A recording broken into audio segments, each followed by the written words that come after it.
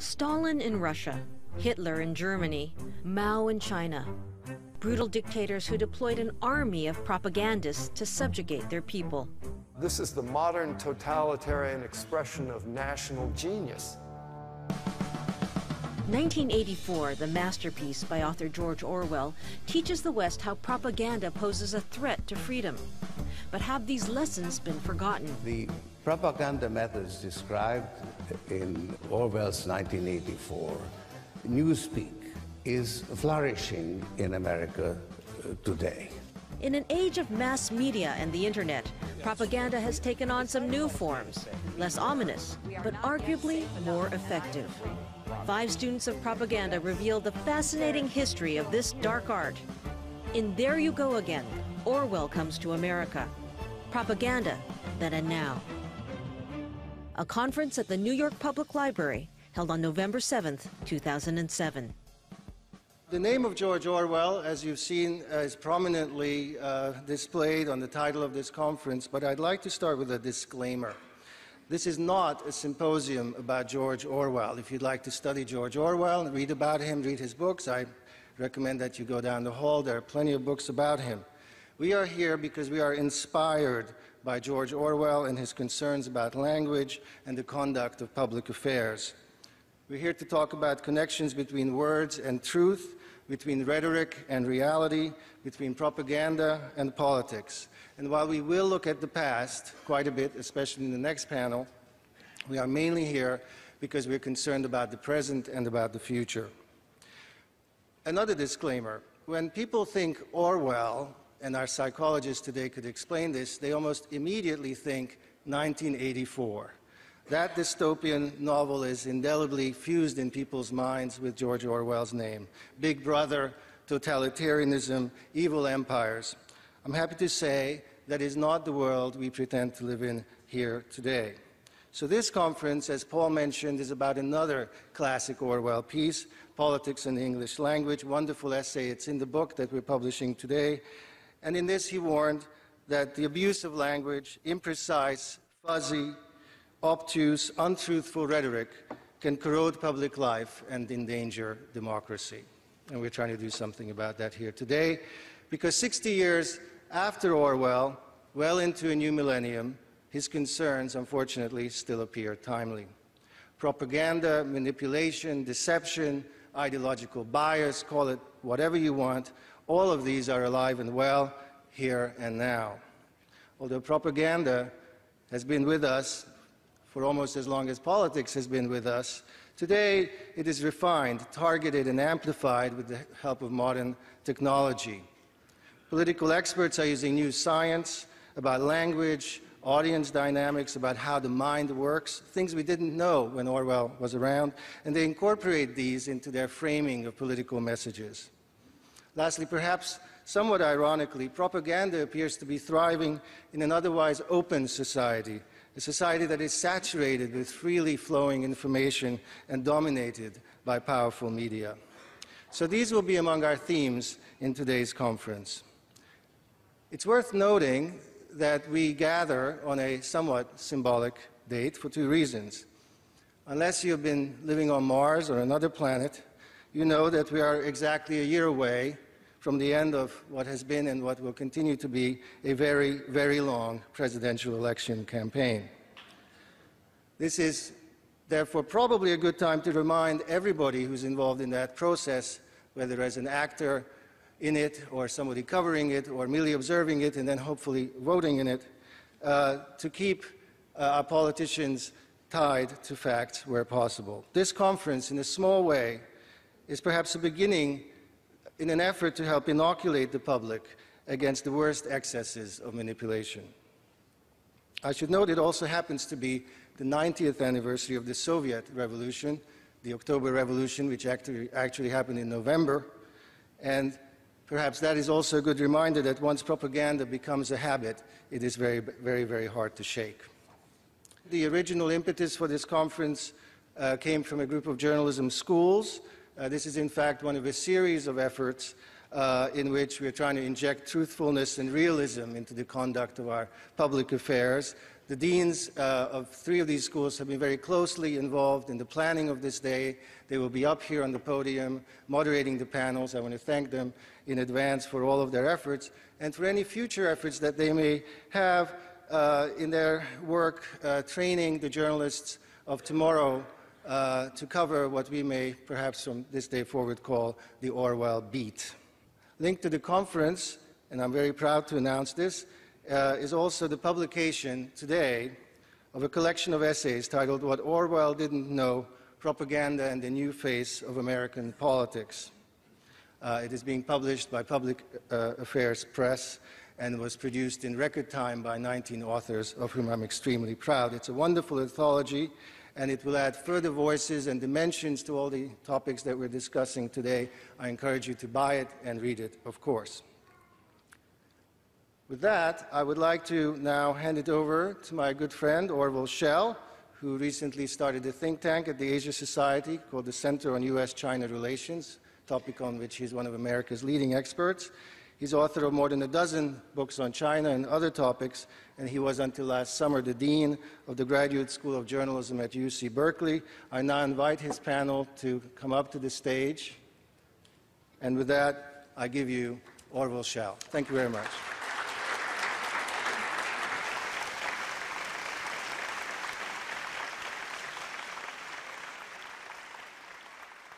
Well, it's great to see you all here. Orwell made this remark. He said, by comparison with those existing today, all tyrannies of the past were half-hearted and inefficient.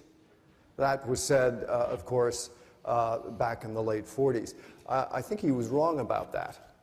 And we're here today, I think, precisely to follow the odyssey of this rather sophisticated art of propaganda through its various evolutionary stages. And to start, what we want to do is to look back before we go forward.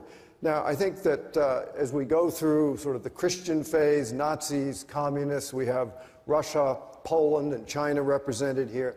It's important to remember that the new part of this whole undertaking of propaganda really did enter through what we know as public relations. I want to just read 2 short things before we start the panel.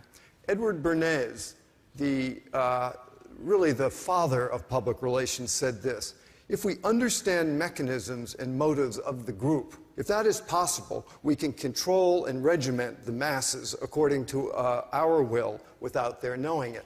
It's a fairly naked admission of the way in which propaganda entered the marketplace. His partner, Paul Mazur, said this: we must shape a new reality. Man's desires must overshadow their needs. And indeed, I think in commercial society, we see a whole incarnation of propaganda in a very different guise. We deal with people's inadequacies, their fears, their desires, their guilts. All of this now is factored into a relatively simple equation that Orwell confronted in his time. So one note, just so you know that the word propaganda, it came out of the papacy in 1622 when Pope Gregory XV summoned a council, the Congratio de Propaganda Fide, Congregation for Propagating the Faith. In other words, to bring the Catholic Church into concert in their message around the world as they proselytized. And from that, of course, it's gone through various, I suppose we could call them stations of the cross. So now let's begin.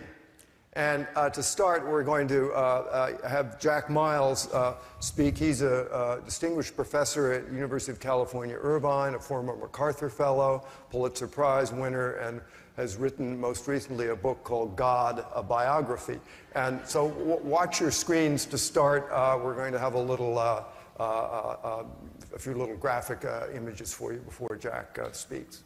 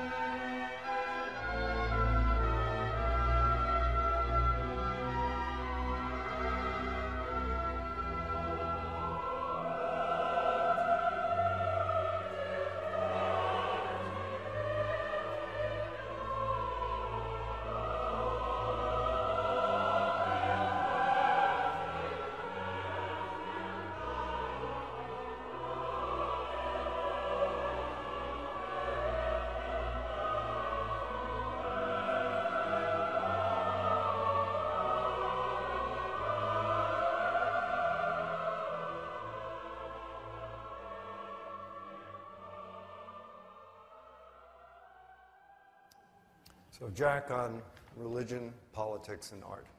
Good morning. I thought we might begin on a light note.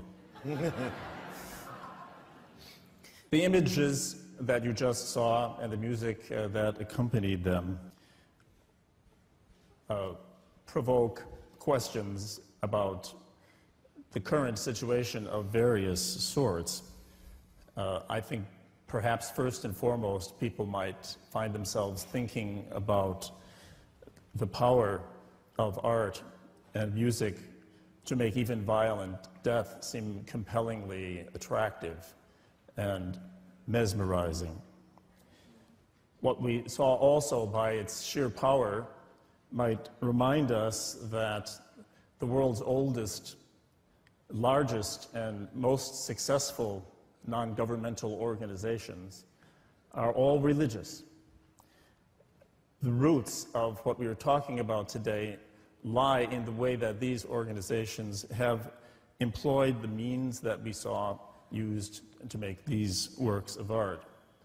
Just for the footnotes, you were looking at Matthias Grunewald's Isenheim altarpiece, and you were hearing the opening bars of Johann Sebastian Bach's St. Matthew Passion.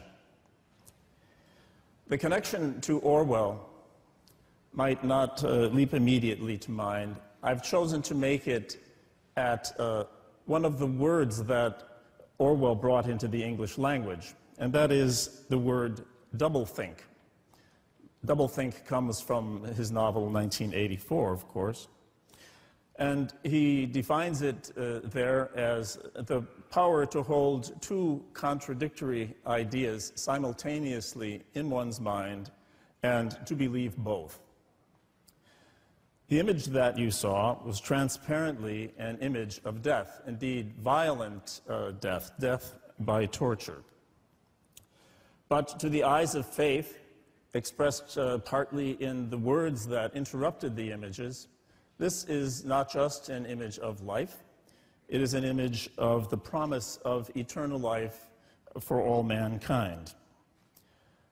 The words of an ancient Christian hymn sung in Rome when the church was still an underground movement are, "Life and death fought a wondrous duel, life's captain, dead, reigns alive." Life and death in a simultaneity, holding both ideas in your mind at the same time, would seem to be a perfect example of doublethink. It is no insult, truly, to define these great works of art as simultaneously works of propaganda. They are that. It is true, as Orwell pointed out in his introduction, that that word originates in the Congregatio de Fide Propaganda of the Vatican. But we can't stop even there. Mark Twain once said, "We are all missionaries. We are all propagandists of our own views, and all of us missionaries disapprove of the other missionaries." We have to remember that Orwell himself was a propagandist. He worked twice in that capacity, quite formally, for the British government. And even the works of fiction, at least, that he is most celebrated for, Animal Farm in 1984, are works of propaganda. They are didactic, satirical novels aimed to promote capitalism at the expense of communism. That doesn't mean that they have no other merits, but that's my point in a way, that art and propaganda and ideology arrive typically in a mix. And we would be making a mistake if we said art is always good, propaganda is always bad. That would be, if you will, an Orwellian mistake. It would be saying 4 legs good, 2 legs bad. Let me set aside theoretical considerations like this, though, and move on to my second point, which is a kind of historical point. I would like to suggest that those examples of propaganda that strike us as most unthinkable, most, how could they believe that, absurd, typically have behind them some kind of enormous historical trauma. Later on, we're going to be hearing more about China and propaganda in China. As someone who has never been to China and knows about it only from reading books on the subject, I find it simply astonishing that the Chinese, as a people, could have changed their collective mind so often and so sharply. I simply, rather than merely stand apart with horror, I scratch my chin with astonishment. What was going on? And I'm sure that the answer lies somehow in the fact that they had collectively an experience that I have not had. World War II began in 1941 and ended in 1945 for someone like me. In China, it began earlier, it ended later. That's just a beginning, however. What was the historical trauma that lay behind the first employment of the cross as an image and the first narration of a story in which execution became salvation and death became a kind of birth? In the first century of the Common Era, the Jewish people as a whole stood on the verge of national crucifixion. The historian Josephus tells us that during the Roman-Jewish War that ended in the year 70 of the Common Era, so many Jews were crucified around Jerusalem that the hillsides were deforested. That was the quantity of wood that was needed for mass execution. More Jews died during the 60 years of the Roman-Jewish wars proportionately than died in the Nazi Shoah. Now, in the artistic presentation that began today, the music that you heard playing in the background cries out to the viewer, look at this bridegroom. Look what they have done to him. They have turned him, they butchered him, turned him into a sacrificial animal. And who is this bridegroom? The prophets of Israel refer repeatedly to God as the bridegroom of Israel. But this bridegroom is also the defender, protector, and redeemer of Israel. After a catastrophic slaughter of the kind that took place in the first century, where was that bridegroom? Either he did not exist at all, or he had suffered an enormous defeat. And the defeat, given how he had defined himself, constituted as destructive an event in the life of the religion as his never having existed in the first place. Now, under the stress of that trauma, the creation of a new myth in which God dies, it's not denied that he dies, and dies in the same way that his people died, but then rises again and creates a new basis for community for them, a kind of community that can survive even their being scattered around the entire Roman Empire, would be a functional myth. It's really quite astonishing to believe that for no reason at all, Jews, and after all, the New Testament was written entirely by Jews, and all the first Christians were Jewish, would have told a story in which their God dies, in which he can no longer do anything for them. But under the impact of great trauma, bold kinds of creativity sometimes receive a new license. Now let me move to my third point, and that is to return to Orwell and to the question of art and propaganda in a more general way. Remember that Orwell aspired first to be a novelist. He was torn between fiction and nonfiction. He finally left fiction, I believe, because he was uncomfortable with the ambiguity that is a virtual necessity in fiction. Great novels are not admired if they are rigidly didactic. And the habit of simultaneously entertaining two contradictory ideas, which is the doublethink that is fatal in politics, is virtually the condition for greatness in literary art. I think, for example, of the famous final words of Samuel Beckett's novel, The Unnameable. I can't go on, I'll go on. Or of the final line in a work of a kind of romantic or literary philosophy, Albert Camus' The Rebel. We must imagine Sisyphus happy. Sisyphus is in hell, but we must imagine him in heaven. Another kind of contradiction. And let me read to you the closing lines of a poem that was entering British consciousness around the time that Orwell was writing Down and Out in Paris and London. The poem ends with a Latin proverb which means, "Sweet it is and fair to die for one's country." If you could hear at every jolt the blood come gargling from the froth-corrupted lungs, obscene as cancer, bitter as the cud of vile, incurable sores on innocent tongues, my friend, you would not tell with such high zest to children ardent for some desperate glory the old lie, dulce et decorum est pro patria mori. That's by Wilfred Owen. And it has a kind of hidden contradiction in it, because Wilfred Owen seems to be writing an anti-war poem. He seems to be writing a poem against political propaganda, but he was a patriot. And he died fighting in the same war a short time after he wrote that poem. Now, these contradictions are honored as art.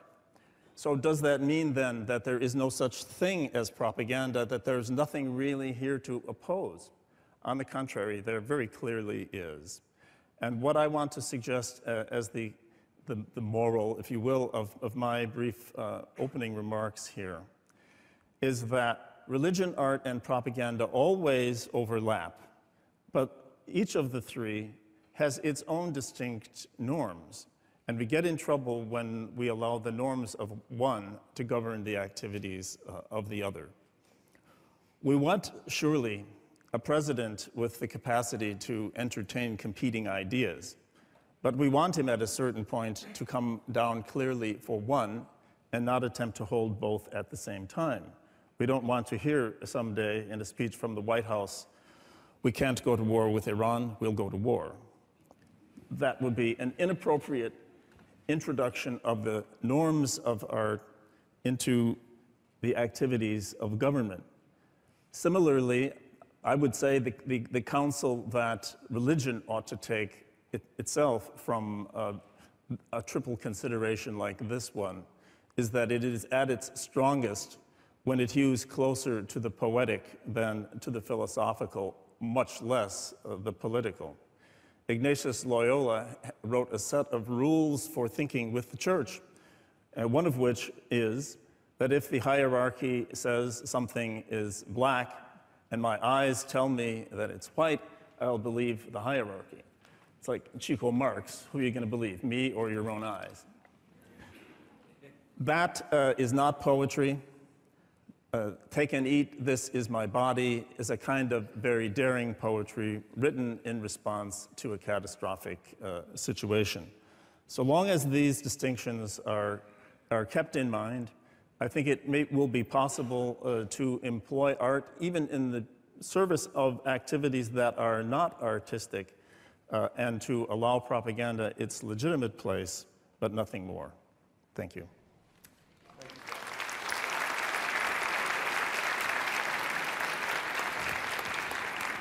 So next we're going to hear from Masha Gessen, who is Russian-born, written a number of books, including Dead Again, The Russian Intelligentsia, and she's currently a reporter in Moscow writing for a variety of publications. Masha? Thank you. So you remember Soviet propaganda. Soviet propaganda rested on a dual message, a message of fear and a message of reassurance. The message of fear was that it was a very scary world. We were surrounded by enemies, but the message of reassurance was that we had the might to confront it.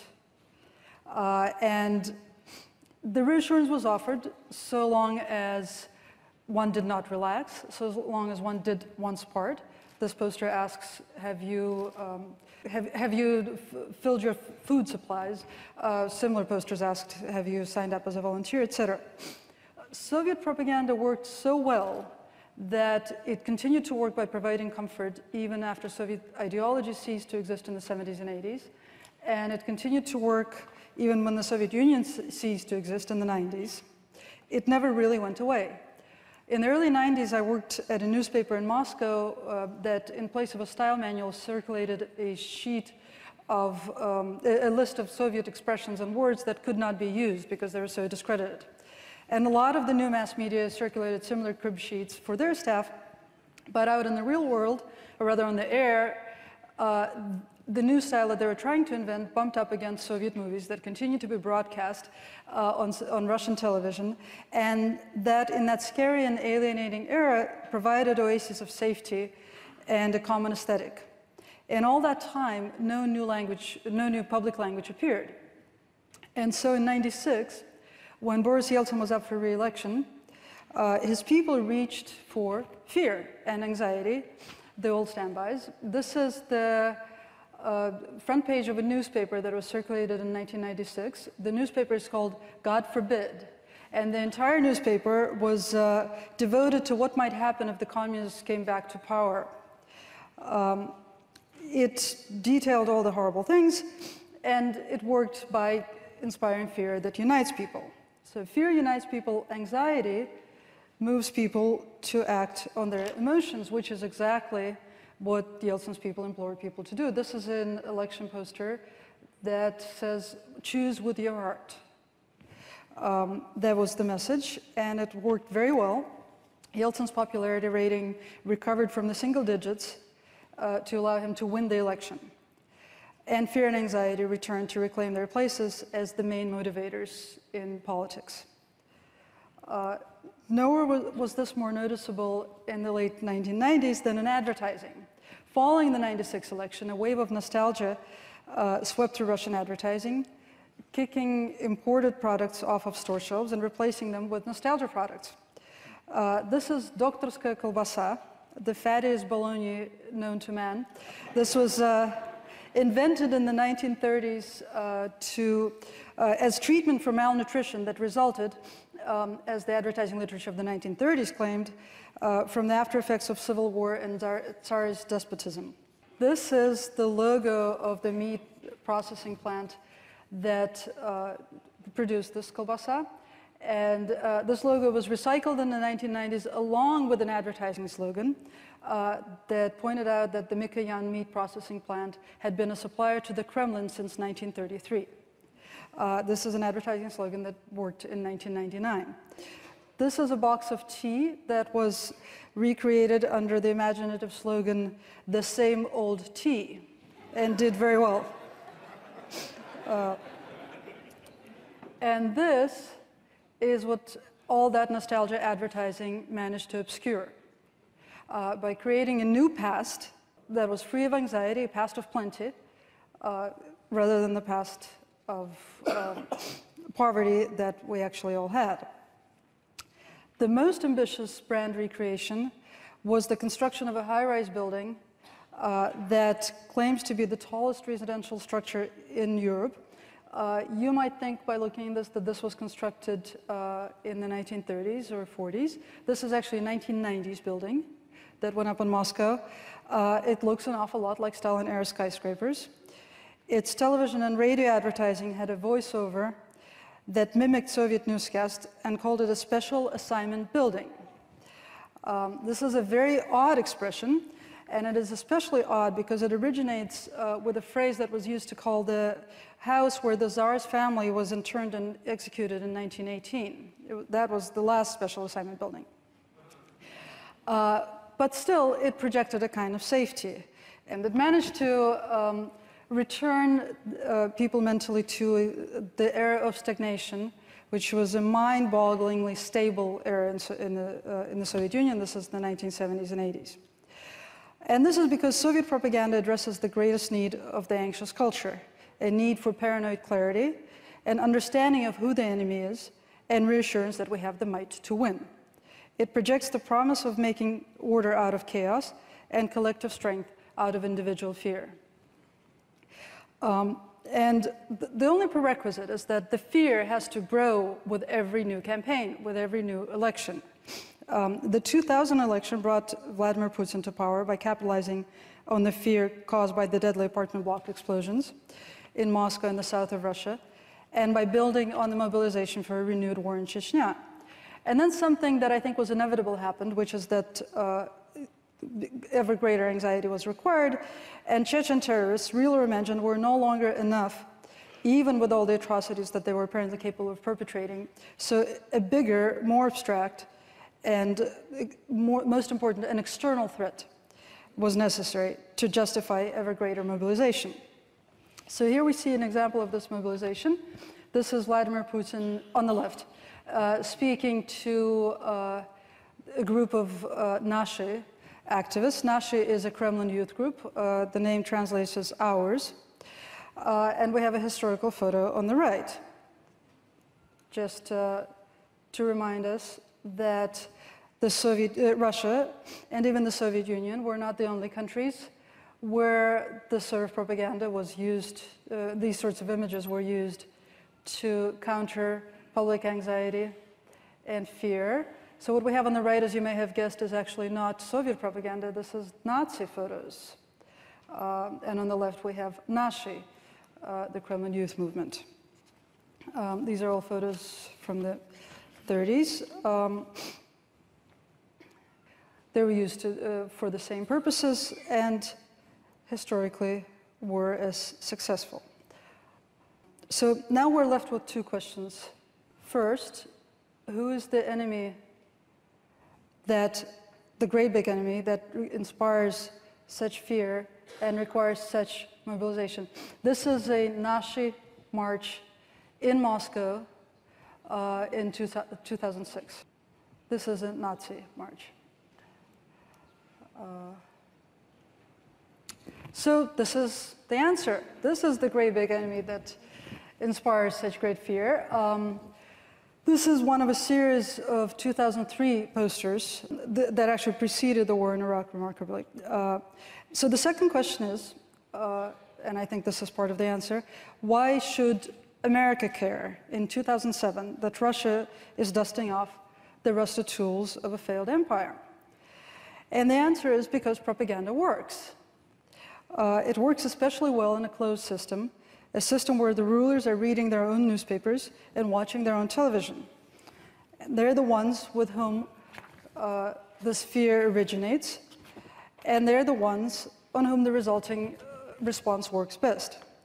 To be blunt, I think that President Putin has come to believe his own television anchors, who tell him that the Western world is the aggressive enemy, and only a revitalized and aggressive Russian military will protect the country and him personally from this threat. So this is what we see. I'll close with a short Russian newscast. Полеты наших бомбардировщиков в Арктике, над Атлантикой и Тихим океаном будут продолжаться, чтобы не говорил по этому поводу Вашингтон. And this is what we get. And this is Vladimir Putin. Ответить асимметрично, чтобы все поняли, что да, система противоракетной обороны есть, но она в отношении России бессмысленна, потому что у нас есть такое оружие, которое легко преодолевает. Вот мы по этому пути и пойдем. Это дешевле для нас. Thank you. Thank you, Masha.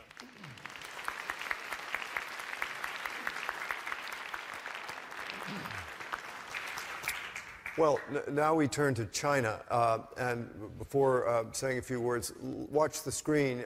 You'll see some Chinese propaganda posters and some North Korean propaganda posters, which I stumbled across at an art show in London and snapped up, and you'll get a sense of the graphic strength of these representations, even though the message sometimes may sound a little silly. So watch the screens.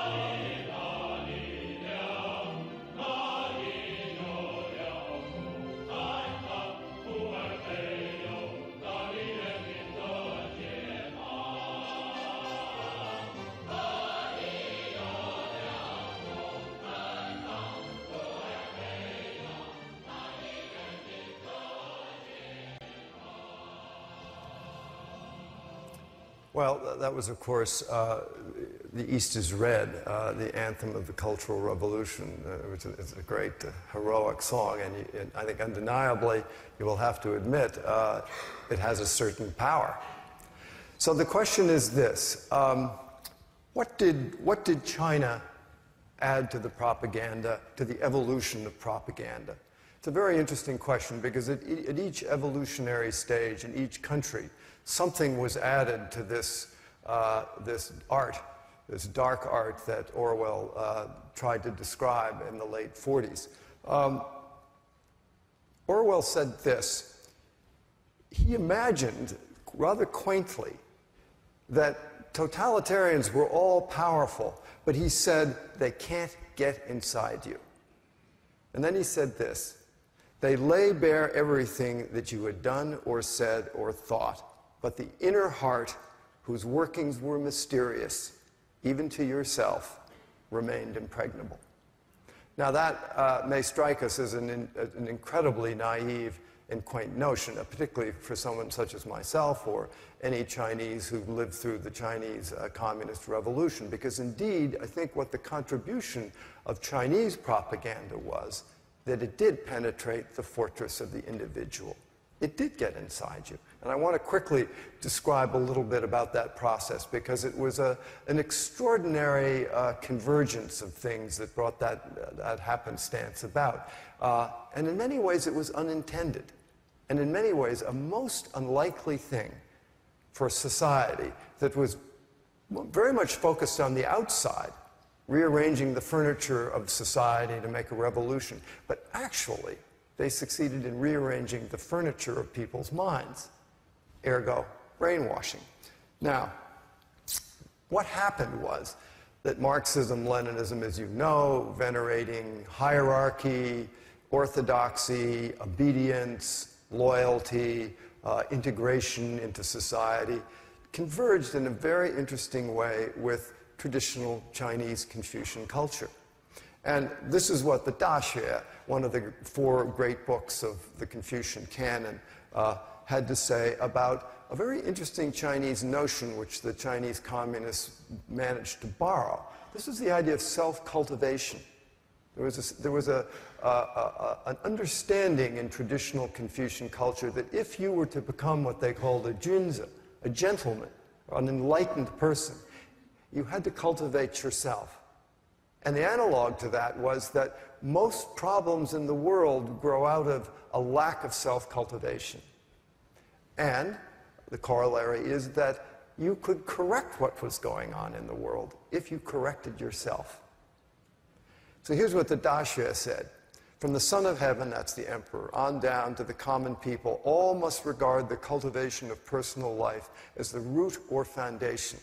There is never a case where the root is in disorder and yet the branches are in order. So self-cultivation in the communist world meant learning the Maoist canon, internalizing it, and reforming yourself and fitting yourself into this new revolutionary society. And that was the role of propaganda, to show you that way. And self-cultivation led to rectification, another great Confucian word that also was adopted by the Chinese communists, to make new man, to make revolutionaries out of bourgeois elements, out of retrograde, people who had no revolutionary ideology at all. And here's what Mao said. It's very interesting. I mean, without really meaning to, he was attacking Confucian culture, attacking the past. That's what the Cultural Revolution was about. But at the same time, he was using it, almost unconsciously. He said, the conscientious practice of self-criticism, just like the junzi, is still another hallmark distinguishing our party from all other parties. As we say, dust will accumulate if a room is not cleaned regularly. Our faces will get dirty if not washed regularly. Our comrades' minds and our party's work may also collect dust and also need sweeping and washing. And then he ends by saying, this is in 1945, say all you know without reserve. In other words, hold nothing back. There is no realm for the individual that is entitled to remain a preserve of the private. And this is, of course, as I said, where brainwashing came from. So self-reflection leads to self-criticism, and then it leads to struggle sessions, to confessions, and it leads to something even more powerful, and I think in many ways more totalistic. And that is that when when propaganda blames you for being a bourgeois element, a capitalist road, or any of the many offenses that you could be charged with, what one might expect to happen would be the individual would resist. But in this new world of Leninist Confucianism, the individual would be most likely to say, what did I do wrong? In other words, how am I guilty? Now, what's so fascinating about this is it gets very Freudian very quickly, but China doesn't have a single Freudian gene in its genetic makeup. So how did this happen? And to understand it, you actually have to turn to the literature of the West and to Eastern Europe. I mean, look at crime and punishment. What's that all about? There is a crime, and there is a punishment. There is a punishment that fits the crime. In China, they reversed it. There is a punishment, therefore you must find a crime within yourself to justify the punishment. In other words, it plays on the innate guilt of all people in this world of self-cultivation that you must be wrong. You must be the problem. You must be at fault. Therefore, all the more impetus to correct yourself. And, of course, this was a devastating syndrome for Chinese intellectuals because once assaulted by the party, the very institution of government, which in the old Confucian system they would want to have been part of, and they could have been part of by joining the orthodoxy, they were out in the cold, and there was nothing left to do except to internalize the accusation and to try to become good little revolutionaries. And I think this was the secret hidden ingredient, actually, that made the Chinese Revolution and Chinese propaganda so powerful in influencing people. And Jack wonders, how could China have ended up believing such different things at such different periods of time? Well, I think it's this very subtle combination of the past converging with Leninist, Marxist-Leninist doctrine, and the full force of propaganda, which leaves no island, left no island, at least up through till Deng Xiaoping arrived, where the individual could live and survive. Milan Kundera, the great Czech writer, described this as the auto-culpabilization machine, a great word. Basically what he was meaning, the system gets you to blame yourself. You don't need to have to be sent off to a gulag. You don't need to have to go to reform through labor. You will control yourself in this system. I've never seen any great work in Chinese written about this phenomenon. I wish there was one, because I think it's one of the most subtle, profound, and powerful additions to propaganda that the 20th century world experienced. And yet it is rather opaque. Robert Lifton, the great analyst and historian, described this new synthesis of Leninism and Confucianism. He said, this is the modern totalitarian expression of national genius. And in a certain way, I think he's absolutely right, drawing on these two wellsprings of a revolutionary ideology and a traditional culture, which puts the onus for what goes on in the world on the individual to correct him or herself in order to fit in. So that's a few thoughts on China. Now, we turn back to the communist and post-communist world with Konstanty Gebert. Konstanty Gebert was a solidarity activist, is a writer of many, many books. He's taught at a variety of universities, including, for me, at the University of California, a wonderful course on Eastern Europe, and is also a reporter and a columnist for what I think is one of Poland's most interesting newspapers, Gazeta Wyborcza. So, Konstanty. Thank you.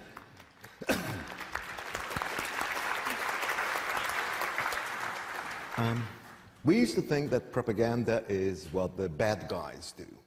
In fact, propaganda is what anybody can do. The good guys can use it as well. Manipulate, deceive, in the best possible intentions.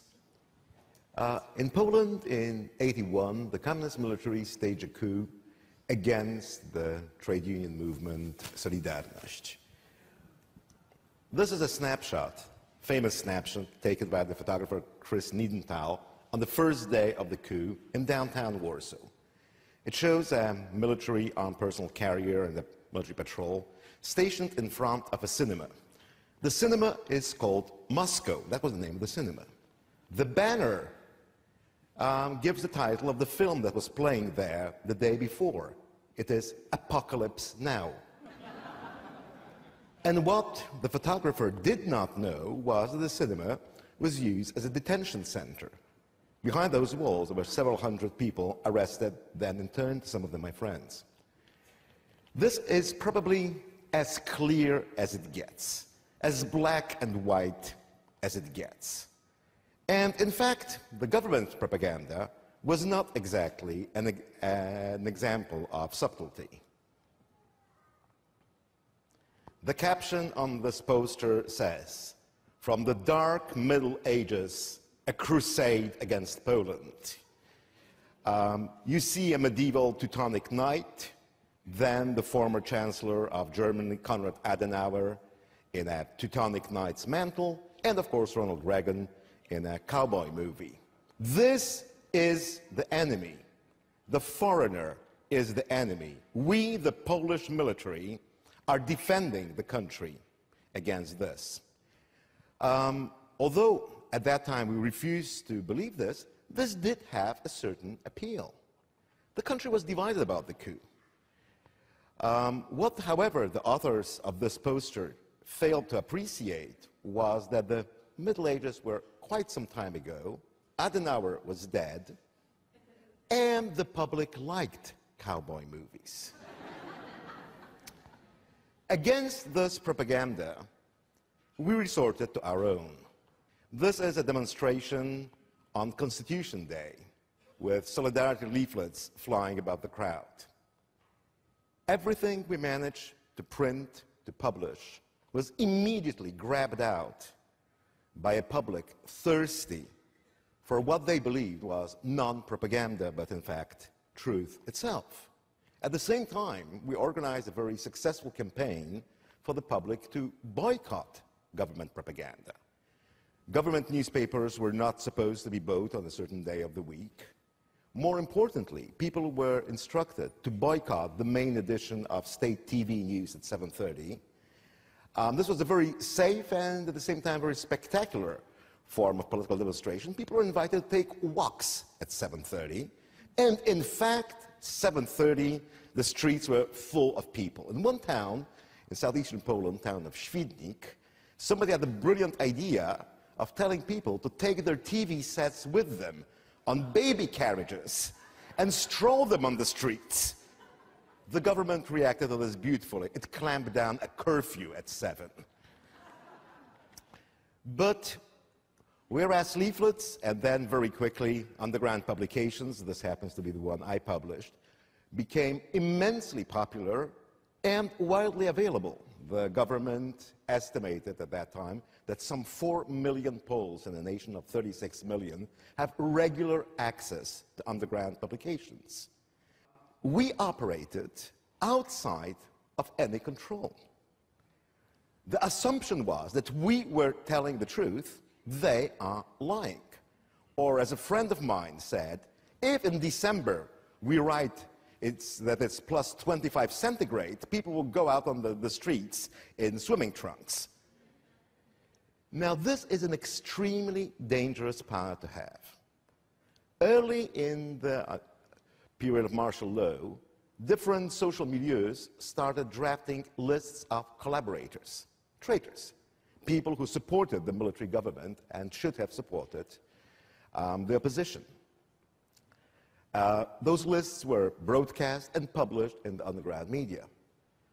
With incredible effect. One writer, who in fact did overtly support the military regime, appeared on TV, therefore breaking a double taboo. Decent people do not appear on TV and emphatically do not support the regime. A quite popular writer had people dumping his books on his doorstep, day after day, until finally a military checkpoint was placed in front of that building to prevent people from doing so. However, there was no way to verify whether the people that different milieus had decided to label as collaborators, in fact, were collaborators. There could have been cases of mistaken identity, there could have been cases of overzealous condemnation, there could have been cases of personal vendetta. My paper very quickly refused to publish lists of collaborators.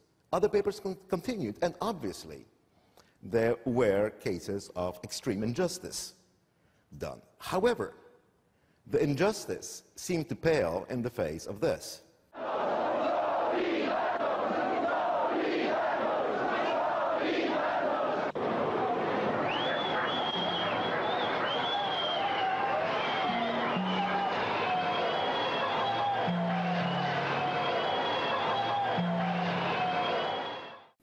At this point, we were clearly the underdog. You forgive the underdog for biting. We incarnated part of the national tradition. This was the revolutionary, subversive, dissident tradition. However, if you were a partisan of law and order, a demonstration such as this would not encourage you to support underground solidarity. You might think that solidarity is right, the government is wrong. However, law and order is a value in itself. You do not want to support, well, demonstrators, subversives. What the movement had to do in order to become a pan-national movement and effectively isolate the communist military was to conquer the silent majority, to become the incarnation not only of Poland's revolutionary and democratic tradition, but of Poland's tradition, period. And we worked hard on that. We started publishing underground stamps. Now, those stamps were never used on regular mail, of course. They were a way of collecting funds for the underground. But the stamps started conveying a message. The series of stamps you can see on the right just shows the different titles of underground publications being published in the time, a tribute by the artists who designed those stamps to underground printers and publishers. This, of course, is the underground revolutionary tradition. The stamp on the left is one of a series of 12 stamps that were put out to commemorate important national events of each month of the year. This is a stamp for April, commemorates from left to right a patriotic rising against the Tsar in the late 18th century, the victims of the massacre in Katyn in 1940 when the Soviet butchered interned Polish officers, and the Warsaw Ghetto Uprising of 1943. All three with the Solidarity logo. This is no longer us being the revolutionary Democrats. We are claiming the nation. We are claiming the nation in all its historical vicissitudes and all its ethnic diversity.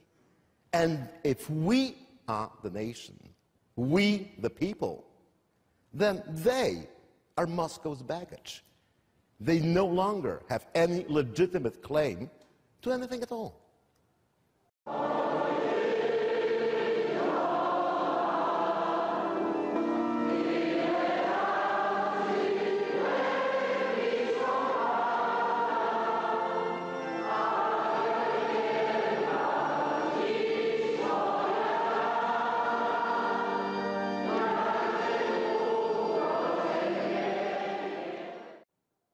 This is late 1985 in Warsaw, the funeral of Father Jerzy Popiełuszko, a heroic priest who was the chaplain of underground Solidarity. He was kidnapped, tortured, and murdered by members of the secret police. His funeral, attended by hundreds of thousands, became a major national event. Compare what you had seen on this video clip to the solidarity demonstration that you saw a few minutes ago. We have managed to claim everything. The national symbols, Poland's white and red flag draped on the facade of Father Popiełuszko's church, ripped in half, the white and the red separated. We managed to claim the national symbols. And indeed, the two gentlemen that you see on the close-up here, the gentleman with the mustache on the right, was soon to become Poland's first democratically elected president, Lech Wałęsa. The gentleman with a sad face on his left was to become Poland's first non-communist prime minister, Tadeusz Mazowiecki. By this time, we, in fact, were the people. They were Popiełuszko's murderers.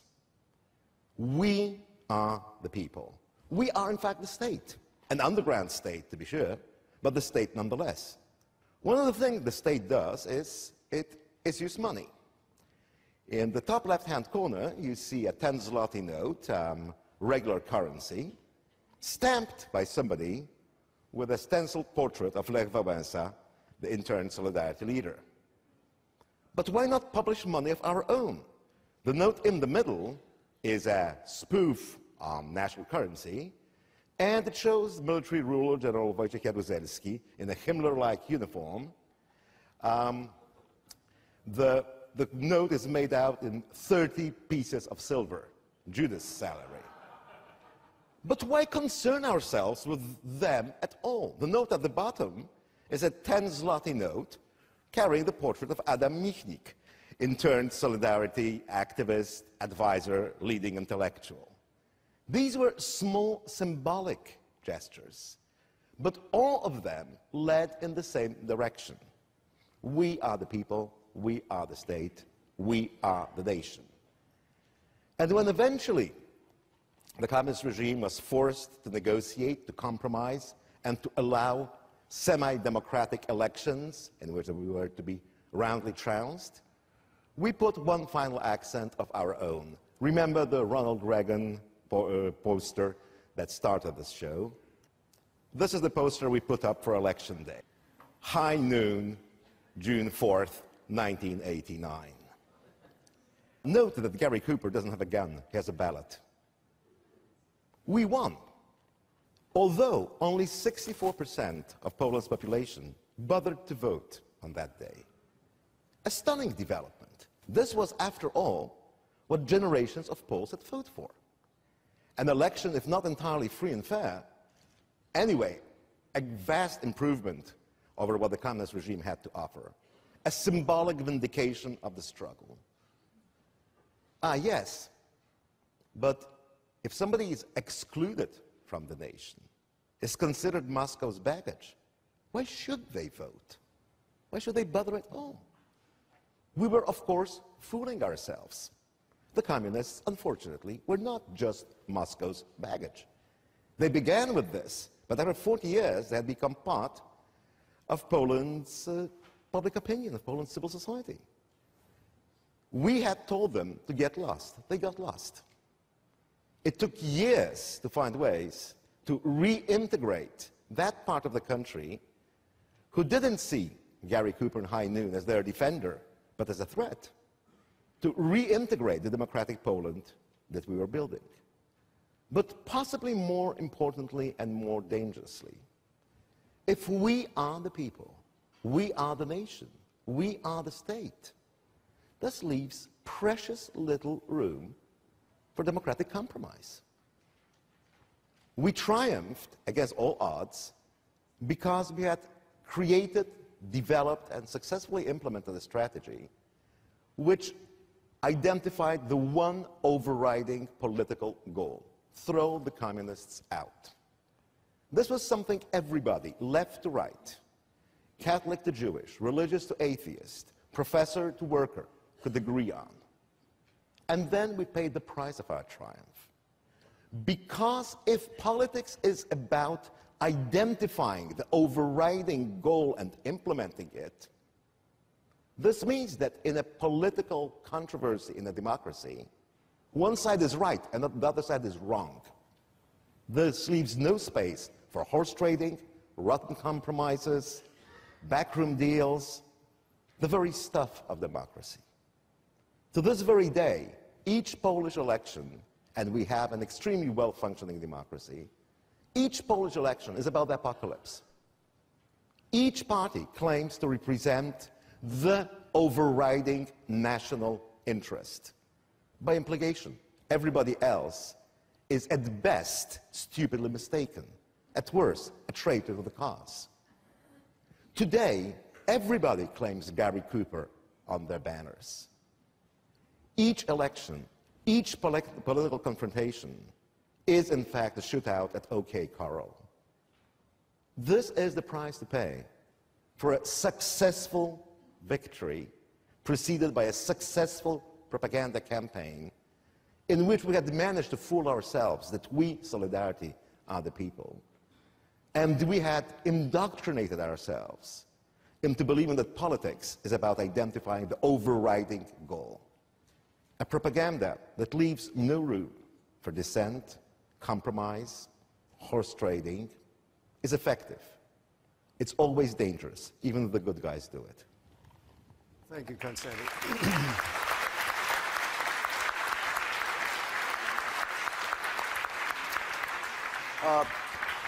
We'll have a little time for questions. Fill your cards out if you wish to ask one, and pass them to people who will be going through the aisles. Now we come to our last speaker, George Soros, who is an author of many books, the most recent, The Age of Fallibility, who presides over Soros Fund Management and is also progenitor of the Open Society Institute. So before George talks, let's watch the screens. We're going to have a little bit of revelations about who the real George Soros actually is. This man, radical left-winger George Soros, is amassing tremendous political power with the help of some mainstream media. We'll have a Factor investigation. Factor has been investigating far-left billionaire George Soros, a man who wants to impose a radical left agenda on America. And under the radar, he is making great progress. Soros has set up a complicated political operation designed to do two things: buy influence among some liberal politicians and smear people with whom he disagrees. An extremist who wants open borders, a one-world foreign policy, legalized drugs, euthanasia, and on and on. My book, Culture Warrior, documents the Soros policy and his tax-evading businesses located in Curacao and Bermuda. Monica, begin with you. Did I leave anything out? No, I think you were right on. And you know what? This is an incredibly well-oiled, brilliantly orchestrated machine. George Soros is the wizard, if you're talking about the Wizard of Oz. Pay no attention to the man behind the curtain. Who is this guy? Well, George Soros is a billionaire who I think is largely anti-Bush. Well, that's right. George Soros is really the Dr. Evil of the whole world of left-wing foundation. Well, frankly, he's, in my humble opinion, George Soros is a madman. George Soros, full of money and liberal ideas, like legalizing drugs, letting felons vote, and keeping the death tax. I don't know where George Soros gets his money. I don't know where, if it comes overseas or from drug groups or where it comes from. And Excuse me? Well, that's what he's been for a number of years. George Soros has been for legalizing drugs in this country. So, I mean, he's got a lot of ancillary interests out there. He really hates this country, and he funds these things, as your chart points out, and open borders and even radical Islamic groups that defend suicide bombers. In the Democratic Party, George Soros has bought his way into your party, and he is funding smear groups that pretend to be objective. It's time to call a spade, and a socialist a socialist. The only thing worse than being a socialist is denying that you're a socialist.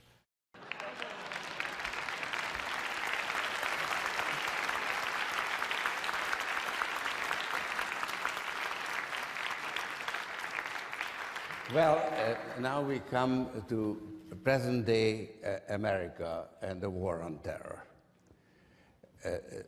Orwell, in 1984, gave the picture of a totalitarian regime with the Ministry of Truth controlling all the outlets and the thought police dealing with dissidents.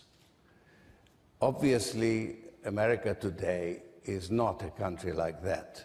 We are an open society, we have pluralistic media, we have the rule of law. And nevertheless, the propaganda methods described in Orwell's 1984, newspeak, which is basically a language of deliberate deception, is flourishing in America today. Now, how is that possible? The quintessential example of newspeak is the war on terror. That is not immediately obvious, because when we think of newspeak, we think of the slogans in 1984, war is peace, freedom is slavery, ignorance is strength. This is the double think that you were talking about earlier. And obviously, the war on terror is not that kind of double think, because terrorism is a real threat, and 9/11 really happened. But newspeak is a more insidious enterprise than just double think. And I actually want to quote a little description from the ideologue Syme in 1984. Don't you see that the whole aim of newspeak is to narrow the range of thought? In the end, we shall make thought crime literally impossible, because there will be no words in which to express it. Every concept that can ever be needed will be expressed by exactly one word, with its meaning rigidly defined and all its subsidiary meanings rubbed out and forgotten. And that actually, I think, fits the war on terror perfectly well, because that is a simple, it's not one word, but it's practically one word, because to fit the newspeak language, which actually guided the people who were engaging in this propaganda. Frank Luntz, whom you will hear later this afternoon, has said in his book that he used 1984 as the textbook for how to formulate ideas. So the word terrorism was cut down to terror, war on terror. And it was given a very narrow definition. A metaphor was turned into reality. And since it was an abstraction, you could turn it against anyone, because and you create a permanent war, which is in fact the conditions described in 1984. Because terrorists are invisible, therefore they'll never disappear. So as long as you wage a war on terror, you can continue to do so forever. And you can use it to identify anybody as the enemy, because after all, as we well know, Saddam Hussein had nothing to do with Al-Qaeda. In fact, he was opposed to Al-Qaeda, but we used the war on terror to attack Iraq. And the conditions now are unfortunately eerily resembling 1984, because you have the extension of executive power, you have eavesdropping, criticism is was considered unpatriotic. This spell lasted for about 18 months, which allowed President Bush to use the war on terror to attack Iraq. And of course, there is a certain invasion of civil liberties, although they tend to, and there's torture, for instance, but that applies to them and not to us, and therefore we are not too concerned about that.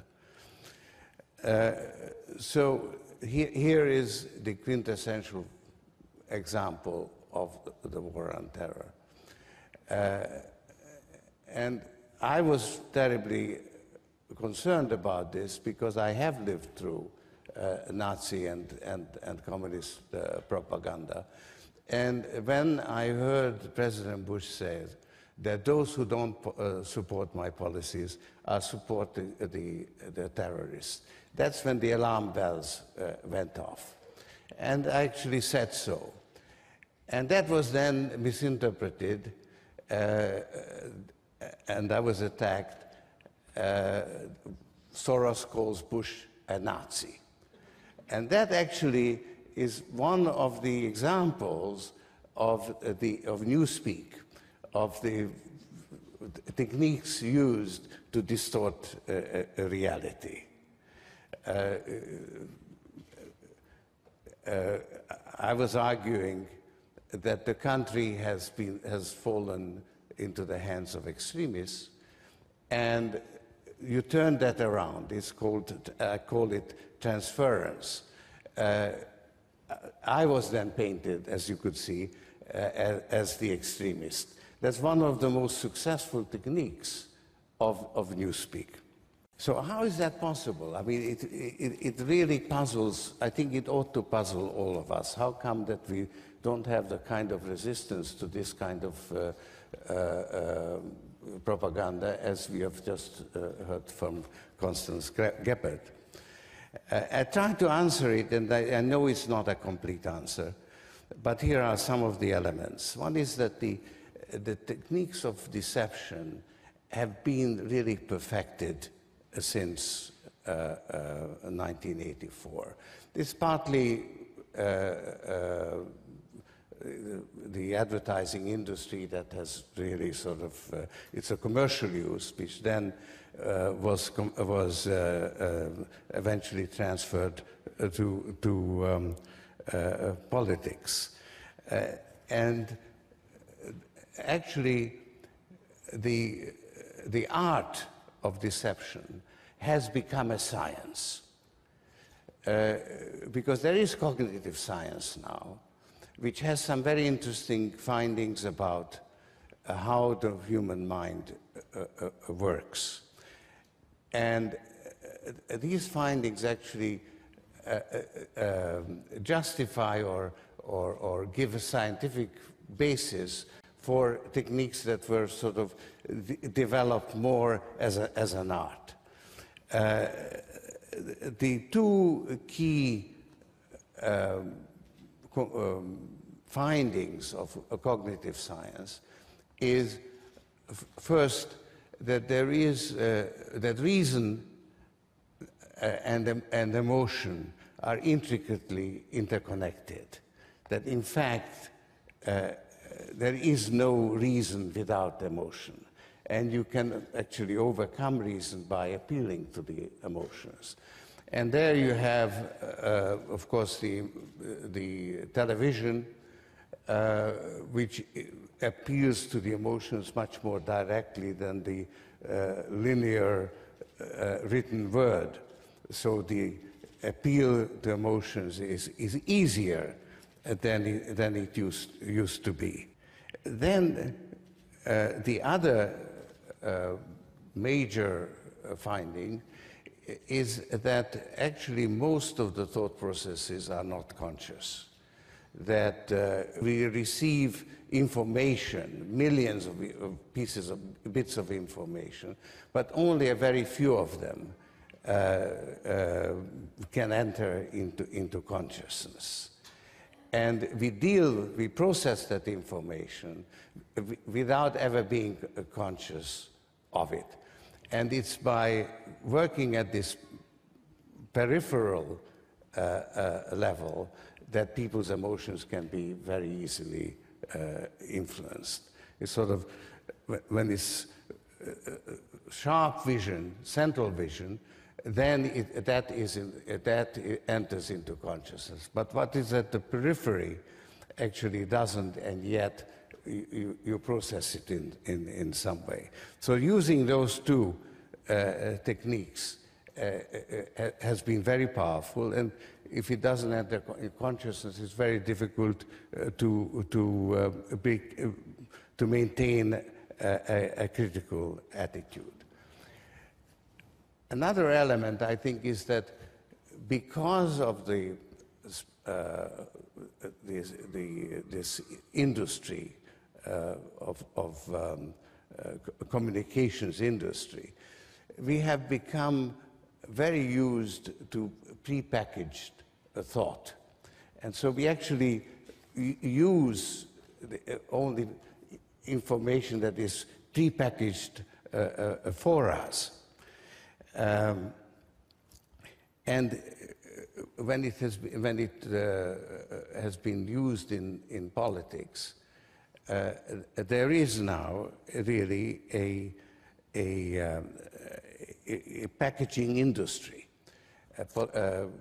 and it does have some similarities to the institute where Winston, the hero of 1984, worked, the Ministry of Truth.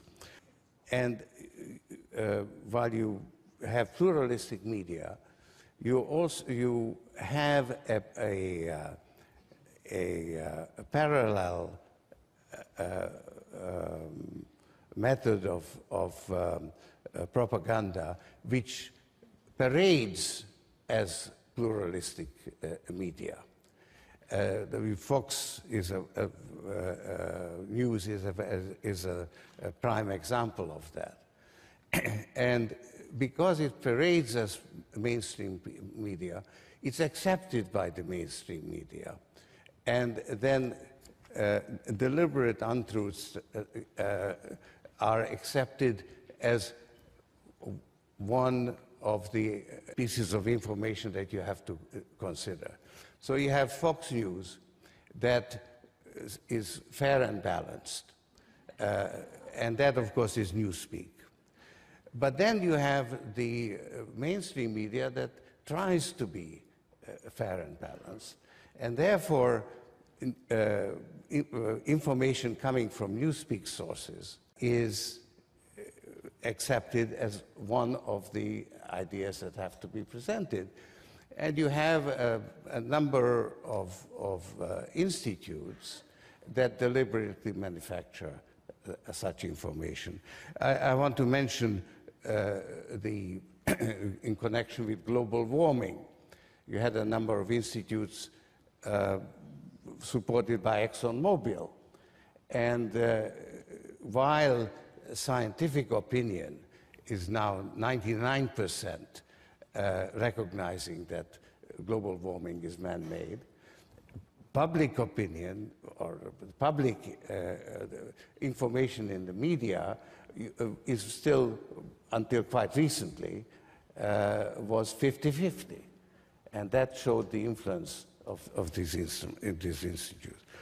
There is a demand for academic pluralism in David Horowitz, who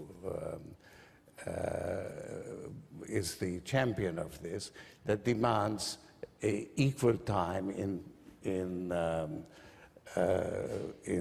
the academic community for the far right, because the academia is considered to be too left-wing. And then you have got, of course, creationism, which is demanding equal time to Darwinism. And that's another example. But the question still remains, how come that the public is so susceptible to newspeak and the distortion of reality.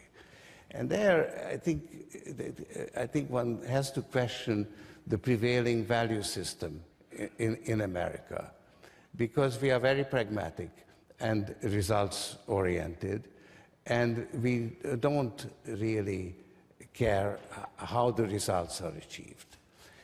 And as a result, we actually don't care about the truth very much. That is a shocking thought, but it's the only explanation I can find how come that Newspeak is so successful. And we are all caught up in this metaphor, the war on terror. Now, this I found shocking because it really undermined my belief in open society. Because if you recall, Karl Popper argued that since we have no since we operate with imperfect understanding, we need critical thinking to come closer to the truth.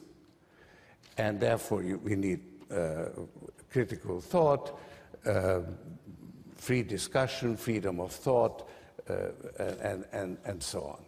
And that is, of course, what America has stood for, and what I have been trying to support with my foundations.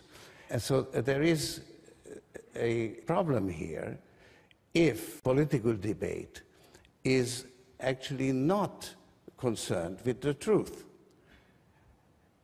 And that is actually a fact.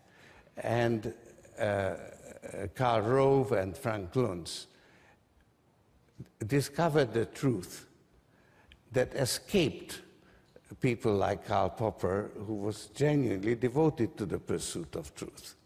Namely, that political debate is actually more concerned with manipulating the truth than establishing, getting at the truth. And there's a certain personal irony in this for me, because I had made the same discovery 50 years ago when I developed the concept of reflexivity. And in that concept, I was arguing that thinking plays a dual role. On the one hand, we want to understand reality, that's the cognitive function.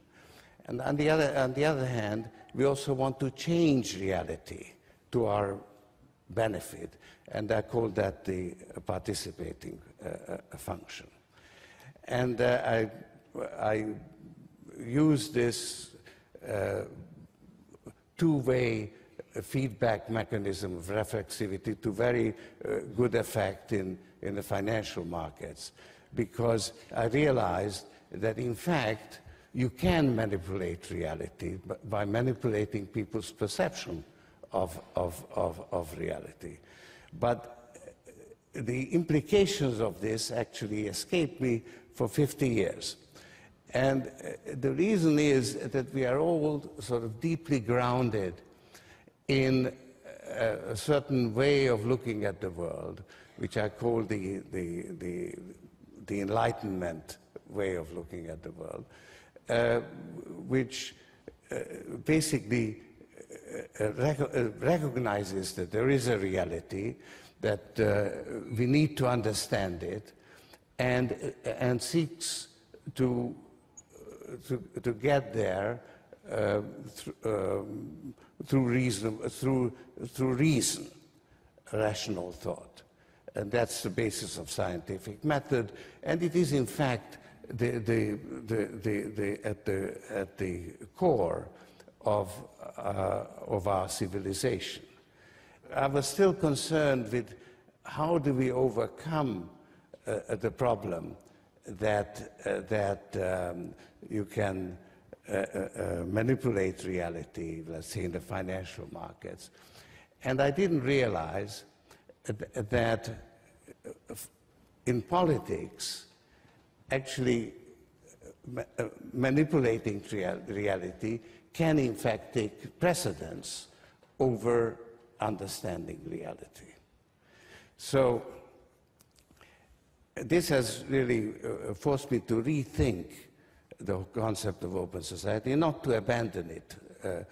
On the contrary, I think that what we have all taken for granted, because we are all grounded in this, what I call the Enlightenment fallacy, of thinking that we are, in fact, concerned with the pursuit of truth. So we have taken that for granted, but that was a mistake. And we must reintroduce it as a requirement for a democratic, open society to prevail.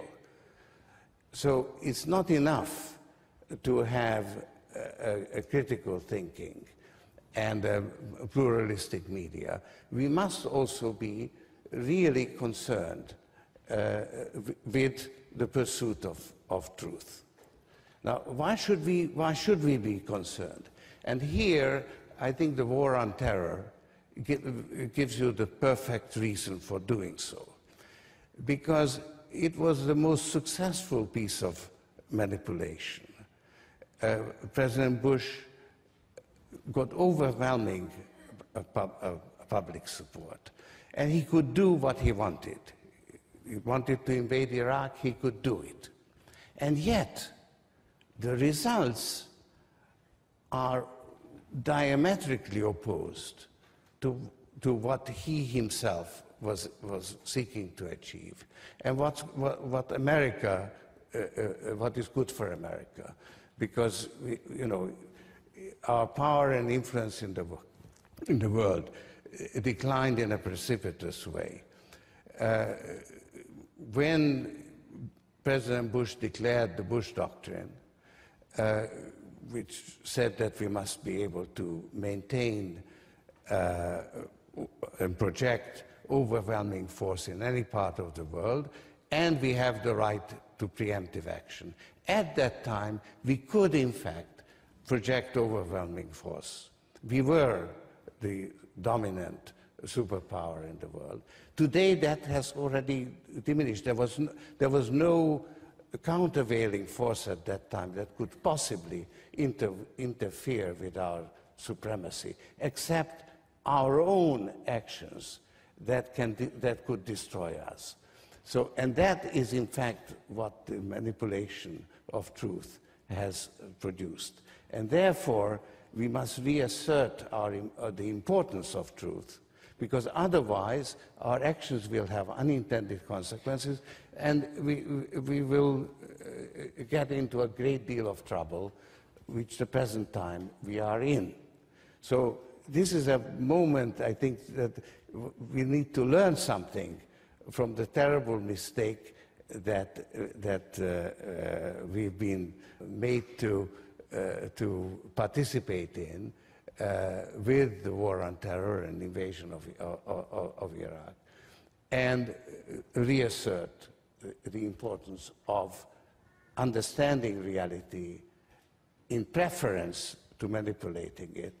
It's a much more complicated task now, when we have discovered techniques for manipulating reality, which we weren't conscious of, at least, and weren't so well developed at the time of the Enlightenment. So this is the task that confronts us, to regain our sanity and our position in the world. Now, how can we achieve it? That is the challenge. And I think here Orwell and Newspeak could be very useful. Because I believe that the only way to protect ourselves against deliberate deception is by recognizing it. So bringing it into consciousness, focusing on it, instead of allowing it to invade us at the periphery.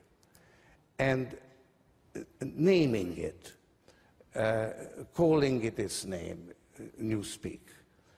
I actually try to analyze the various forms of deliberate deception, and I studied the literature of the right wing about me, and actually sort of identified some of these techniques. Transference is one of the most powerful ones. Imputing to your opponent your own motives. Extremists, let's say, calling me extremist. Then there is the conspiracy theory, which is, and guilt by association. Not a very favorite. And then I gave a list in the book. But I think that may be a little bit too elaborate, because calling it transference, people wouldn't understand what you're talking about. I think calling it just simply newspeak, and the same way as you recall the famous debate between Reagan and I think it was Reagan and Carter, and President Reagan said, "There you go again." It was very, very effective. So I think we should try to do the same thing. And when we are confronted with the propaganda and the war on terror, we just say, "There you go again."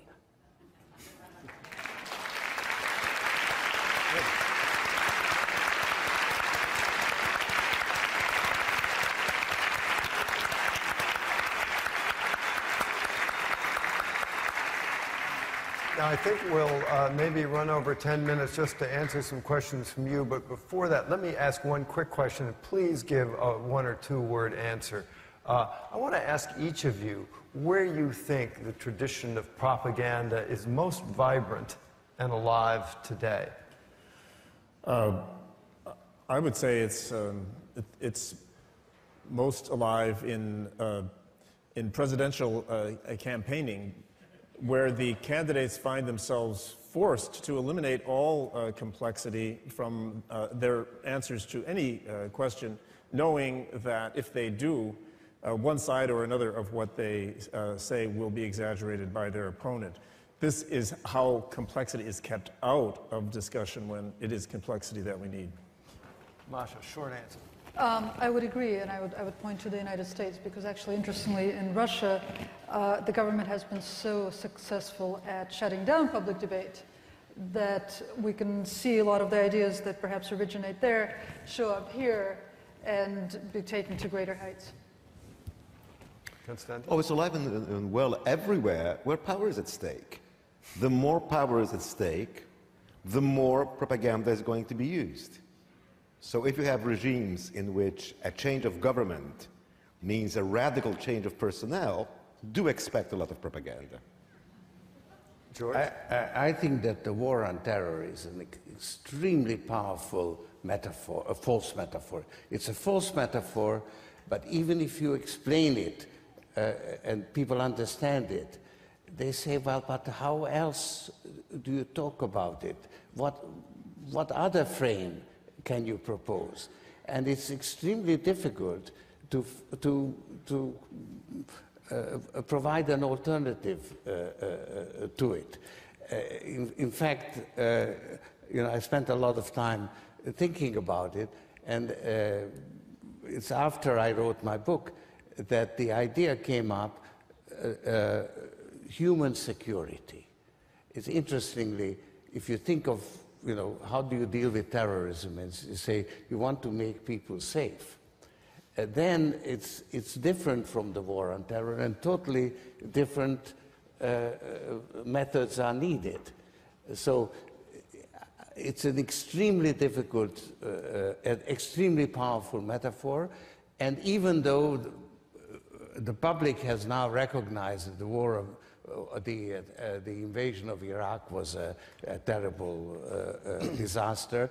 The war on terror is still the prevailing metaphor. It's still the metaphor in which Hillary Clinton is couching her campaign. And until we break that mold, I think we are caught. In regard to China, I would simply point out that the Central Propaganda Department, in English only, has changed its name to the Publicity Department under the influence of public relations. So you have a kind of a parallel universe here of, in China, propaganda is okay. They recognize we don't really like the name of the word or the meaning of the word, and they've changed the name for our purposes. All right, Andras, questions? We have so many wonderful thoughts on the stage. We do want to leave a few minutes, and our friends at the library have said that we can go on for about another 15. If you're okay with that, we did get off to a late start. A great number of questions came through, so I've taken the liberty of putting some of them together in groups. One of them goes like this. It strikes me that the current newspeak differs from Orwell's newspeak in that while Orwell's fictional propagandists omitted words like freedom, today the idea is to overuse words like freedom or terror, so that they become nebulous and finally meaningless. Another related comment is, how is the imperative of repetition effective, helps make propaganda effective? And related to that, in your assessment, how effective has the propaganda of the Bush administration been in recent years? You can take it wherever you want it. Who would like to try that one? I'll take a shot. I think that the word in that group that is most widely misused is, and I agree here with George Soros, the word war. We've seen that word used previously in our society. We've had war on crime, we've had war on drugs. There it seems that we retained in the back of our minds the recollection, the awareness that this word was being metaphorically used. The first time that I heard this expression was in a moment when I'd been asked to join a group of people who were writing for the publication of the Authors Guild. And I said, this is a very powerful and mobilizing metaphor, and you cannot deny a government the right to employ metaphor. But let's hope that this is not taken literally, and that we don't actually begin a war because of so small a provocation. This was not the equivalent of Pearl Harbor, where we had a major nation with a massive army that had already seized a great deal of territory, occupied half of China, engaging in a comparable conflict with us. It called for something much smaller. The word war was a very treacherous metaphor to employ without careful control. And look what happened. I mean, we may take some small pleasure in the fact that we have the Democratic People's Republic of Korea, the most undemocratic nation in the world, or we have the People's Republic of this, that, and the other, that in fact these words have gotten to a state where they have to be used even though they're totally redefined and debased. Maybe that should be considered as some small progress, but then we end up, of course, with the whole idea that the meaning is utterly manipulated. It's mutated into a totally different definition. Next two questions. Oh, you have a comment? Yeah. Meanings are important. Under communism, we used to say that the word socialist is a transformative adjective. Socialist freedom means lack of freedom. Socialist prosperity means poverty, and so on and so forth. However, it turned out that the regime can use this game as well. The law on censorship, which was passed in '81 by the then still communist Polish parliament, and we considered that a success because the word censorship was used, was merged with the law on the media and renamed law on the freedom of the media, and it was passed in '84. So basically, he who uses the terms first can define them. And to the extent that the person, the entity that defines those words also has control over the media, his meaning stands. Our next two questions, and we only have time for a few more, but these two actually restore my faith in the science, or certainly of graphology. We have two comments, almost exactly the same handwriting, asking a very similar question. Is the problem today not the end of ideology and the absence of ideas rather than propaganda? Empty rhetoric leaves us uninspired, disengaged, says one. The other, couldn't we perhaps do with some more propagandistic ideas in policies, challenging and provocative ideas that seek to question our problems and help us deal with them? I'll answer the last one, yes. Yes. Okay. Okay, question for Mr. Gebert. This is, I think, probably from a younger audience members. What imprint do you see the internet and bloggers are having on so-called underground politics? Have you ever thought whether you would be blogging away if you were doing what you did 25 years ago? This is a fascinating question. If you'll allow me 2 minutes to answer it, I think it's extremely important. I've been trying to support the democratic movement in Belarus, and one of the weird things that did not happen in Belarus is they do not have an underground media. The technological potential is there. There are about 50,000 trainers next door in Poland willing to train people who would not know how to do underground printing, and there is no underground printing. Why? Because there's the internet. I mean, we started producing the underground newspapers because we didn't have what we wanted to read. The fact that this was a social service, as it were, was an added bonus. Well, the 10% in Belarus that is unhappy with the state of the media and has access to internet can satisfy its needs through internet, through surfing, through blogging, therefore does not engage in much more time-consuming and somewhat more perilous activity of underground printing. However, there's a huge price tag attached, because an underground newspaper is not only information, it's also a commitment. You receive an underground newspaper, you receive with it information that somebody out there is risking his freedom so that you can be informed. This puts you under an obligation. You don't just dump the newspaper in the wastepaper basket after you're through with it. You at least pass it on. Or possibly you want to do something more. So Lenin was absolutely right when he said that the newspaper is a great collective organizer. The internet is nothing like that. Tapping away on your keyboard is an autistic activity. It does not generate any kind of social obligation or social contact. So I'm very worried that the internet might, because it's so much easier, replace underground printing and therefore eliminate this aspect of social dissidence. But I think that the internet and the bloggers could play a very, very important role in identifying instances of deliberate deception and newspeak and blogging them out. In a democracy. In a democracy. Mm-hmm. And I think that would be really a very constructive contribution that internet and bloggers could make. Masha? I want to add to what Kostek said. I think that what we're seeing in Russia with blogging and with a lot of information that's available on the internet has a very odd effect. On the one hand, I would disagree. I think there's some community building that is happening through blogging, and so in that sense, it can potentially function as an organizer. On the other hand, what it does is it increases the level of individual comfort to a point where it probably makes dissent almost impossible, because the level of discomfort that is necessary for any kind of activism is simply out of reach. As long as you can consume any kind of information in the privacy of your own home and sort of fill the gaps that are left by what's happening out there in the real world, you are not moved to act.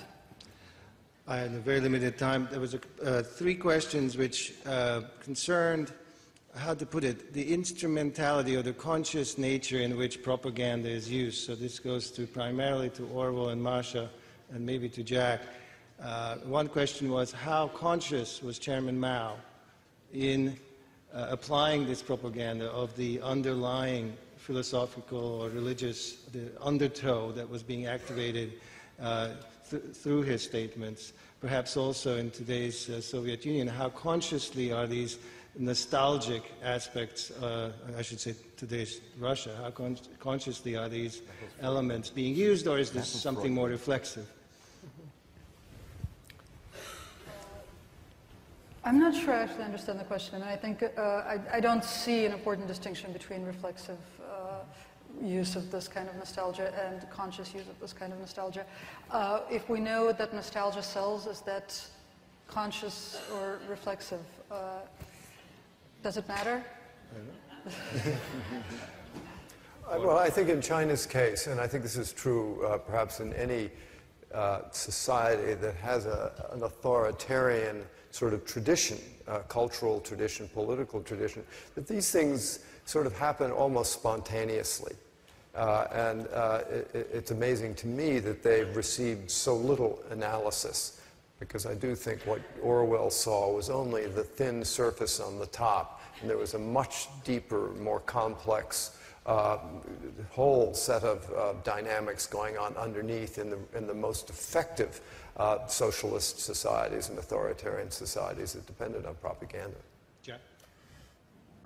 Orwell was one of a group of writers who wrote against communism in his day. Another was Arthur Koestler, author of the novel Darkness at Noon. The key moment in that novel is a novelization of the Russian show trials of the 1930s, and an attempt to go inside the mind of those who seemed sincerely to confess and take their punishment as if true-hearted communists could do no other. And there I think Koestler was onto something, that there comes a moment when this interior process makes a convert into a true believer. But there's also an awareness in these writers, and especially so, I think, in Orwell, in the way that apologetics always works. If you're going to defeat the opponent, you really do need to understand the opponent. And even if your only goal in defeating him is a narrow, power-hungry desire for total control, still you've got to bear his ideas in mind as you go. So there's a kind of double-mindedness that is just an intermediate step. In the long run, you want total unanimity. You want that single concept that was in the passage that George Soros quoted.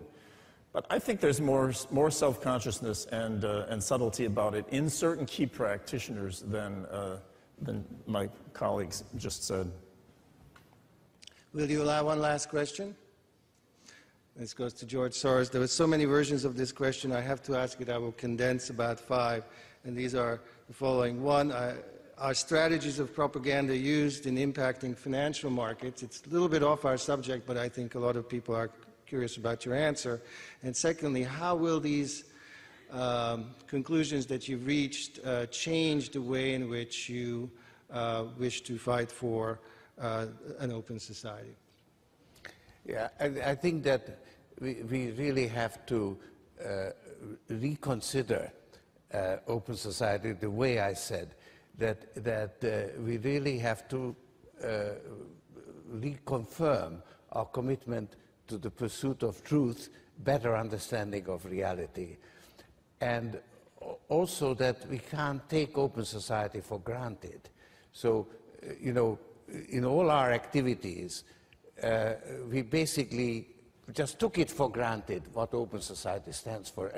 I never needed to explain it to anybody in Eastern Europe because they knew exactly what it meant. It meant the opposite of the regime in which they were living, right? Today, it's much more complicated. And certainly in the United States, it is much more complicated because we are an open society, but we don't understand the principles of open society. So it's a strange contradiction. And we really need to rededicate ourselves to the values that have made America great because we have lost our way. We have been misled, and we are on a false track, and we have to somehow regain our sanity. Well, I think on that very bright note, we should bring this to an end. Thank you very much for being here.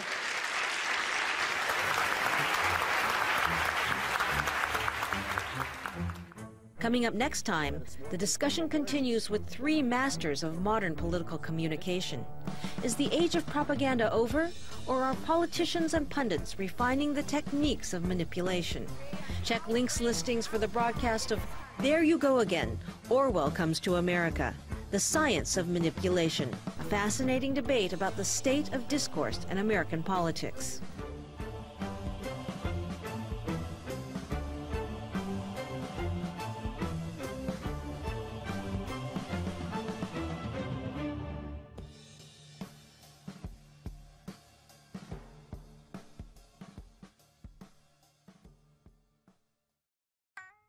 This program is brought to you by Link TV for educational and non-commercial use only. Link TV is the only U.S. network dedicated to global and national news, uncompromising documentaries, and diverse cultural programs. Programs that connect you to the world.